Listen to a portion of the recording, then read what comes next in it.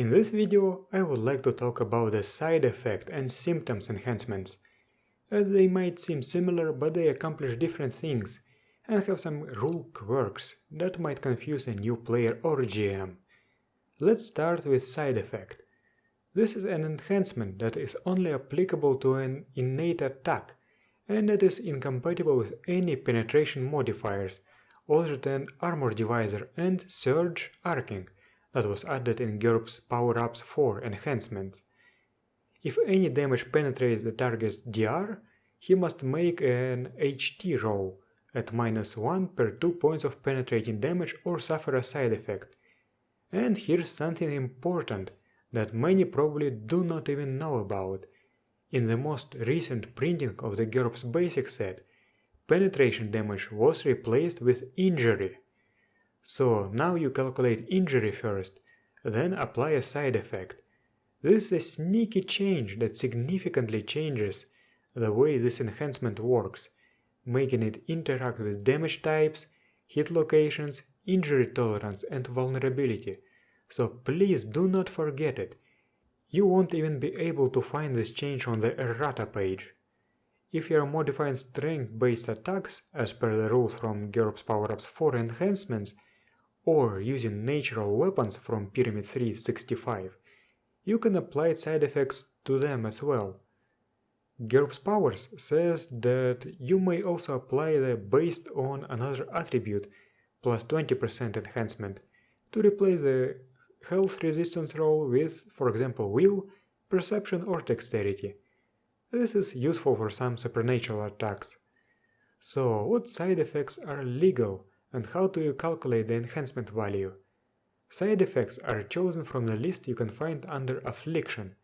The valid choices are Stunning, Attribute Penalty, and Incapacitation. GURPS Power-Ups 4 enhancements also added new enhancements for Affliction and all of them can be used for side effect. Density increase, itching, and slower move. The cost of side effect is base plus 50% plus the cost of the Affliction enhancements. Since Stunning is the default Affliction, it does not increase the cost of side effect. Thus, side effect Stunning will be a plus 50% enhancement, not a plus 60% one. Deafness is a plus 20% enhancement for Affliction, so side effect Deafness will be a plus 70% enhancement. Here's some food for thought. Why can't you have an irritant side effect? Honestly, I have no idea, I think this is just an oversight. If itching and slower move are valid, why can't moderate pain be valid, or nauseated? Personally, I would allow irritant side effects. Negated advantage also seems like it should be a valid choice. Advantage, negated disadvantage, coma and heart attack probably should stay out of the list. You may specify more than one side effect. If the victim gets a single resistance roll against all of them, treat them as a single side effect enhancement, totaling their cost. If the victim must resist each effect individually, take a separate side effect enhancement for each effect. How long does side effect last? Stunning wear-offs normally, while other effects last for 20 minus HT minutes, minimum 1 minute. If incapacitation is combined with other effects, the other effects last for another 20 minus health minutes after the incapacitation wears off. I am pretty sure that you can apply extended duration and reduced duration to modify this duration. Also, if afflictions can have secondary effects that only happen if you fail your resistance roll by 5 or roll a critical failure, I believe that side effects can be secondary as well. I see nothing broken in this rule interaction, and I have used this in some of my ability write-ups. I have seen people use side effects with a no wounding limitation, but I think that it makes no sense. No wounding removes any injury, and injury is what causes the side effect. Even if you track a virtual injury that isn't actually injury, I think that's an unnecessary complication. Blunt trauma also does not count as injury for the purpose of side effect. So let's have a couple of examples. Example 1. Phlogiston discharge. This is a sorcery conversion of a spell from Pyramid 325, and it is built as follows. Burning attack 1d, nuisance effect behaves erratically around conductors -5%, sorcery -15%, surge arcing plus 100%, side effect stunning, secondary paralysis plus 80%. I chose this example because it has both surge arcing and a side effect with a secondary effect. Side effect costs 80% because 50% is the base cost, stunning is free, paralysis is 150% divided by 5 for being a secondary effect. 50 plus 30 equals 80%. In this example, we will have a human victim with health 10 wearing DR3 plate armor. We cast Phlogiston Discharge and roll 3 damage. Since this spell has Surge Arcing, it treats conductive metal armor as DR1, thus we deal 2 points of damage to the victim. There is no wounding multiplier, so he takes 2 points of injury and rolls against health -1 to resist the side effect. If he rolls, for example, 11 or 12, then he is just stunned and will be able to recover normally. If he rolls 15 or higher, then he is paralyzed for 10 minutes, because 20 minus health 10 equals 10 minutes, and then is stunned normally. Example number 2. I have no idea what to call this ability, this is just a thought experiment.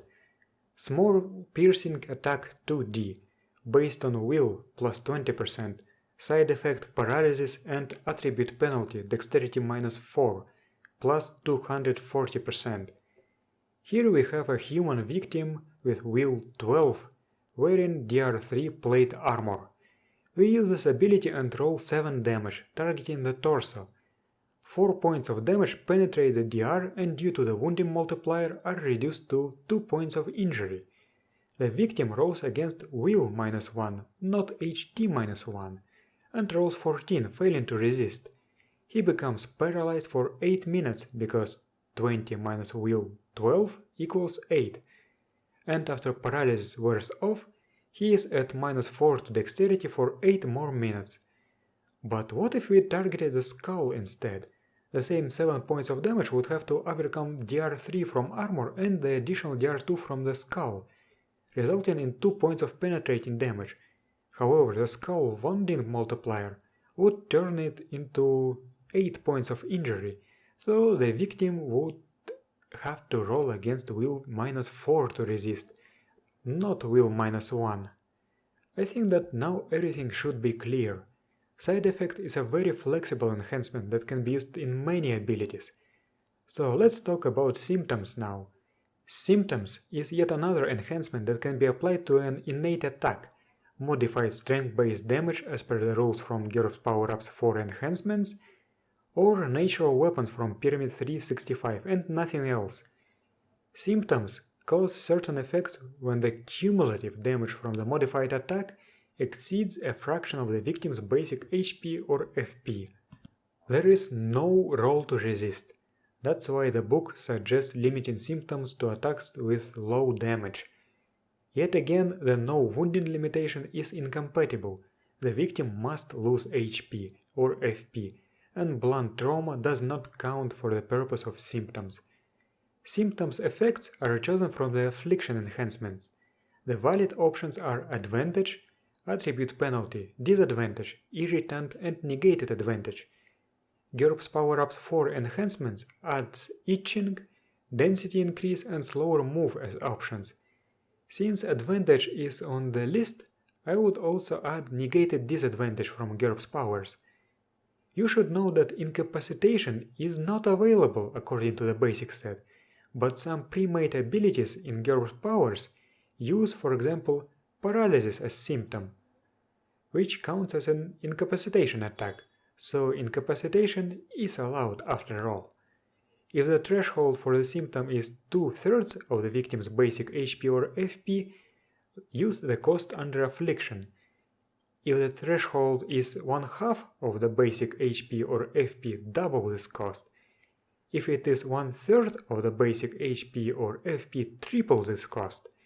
Unlike afflictions, symptoms abate only when the damage that caused them is healed above this threshold.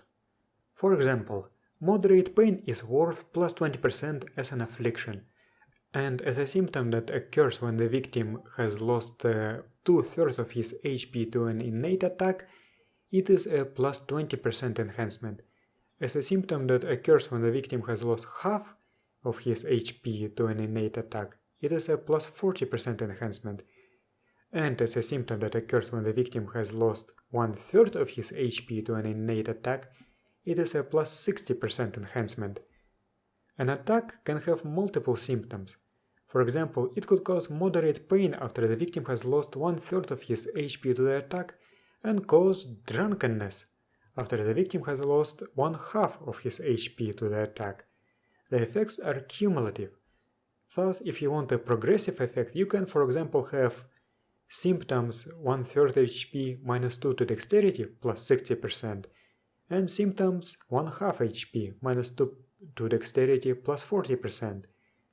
When the victim loses half of his HP to the attack, he will have minus 4 to dexterity, not minus 2. For conditions such as pain, I suggest paying only the difference between the different degrees of severity. This is not rules as written, but common sense tells me that this is how it should work. Symptoms are very useful when creating attacks that represent poisons and diseases, but they can be used for other abilities as well. You could, for example, have a supernatural burning attack that gives the victim progressively worse levels of berserk. It could also work for cold attacks. It could be a non-incendiary burning attack or a fatigue attack with freezing that gives minus 2 to dexterity after the victim has lost 1/3 of his HP, minus 2 to dexterity and numbness after the victim has lost half of his HP to the attack, and paralysis after the victim has lost 2/3 of his HP. Get creative, but be careful when using advantages as symptoms. I feel that it can result in some broken stuff. And that's it for this video. Thank you for watching, and I'll see you next time.